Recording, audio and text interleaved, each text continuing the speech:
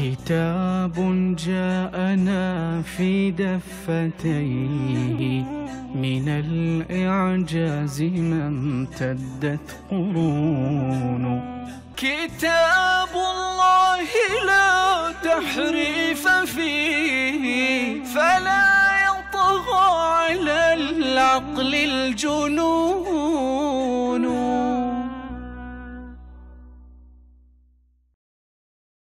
السلام عليكم.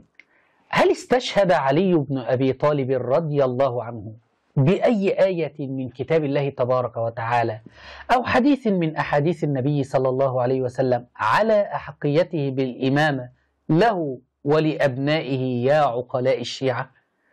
لم نجد في كتب الشيعة التي خلف أو في كتب أهل السنة والجماعة أي دليل من القرآن أو السنة استدل به علي بن أبي طالب رضي الله عنه به على إمامته أو إمامة أحد من أبنائه.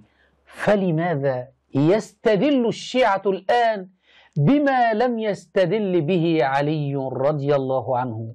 فهل أنتم يا علماء الشيعة أعلم من علي بإمامته؟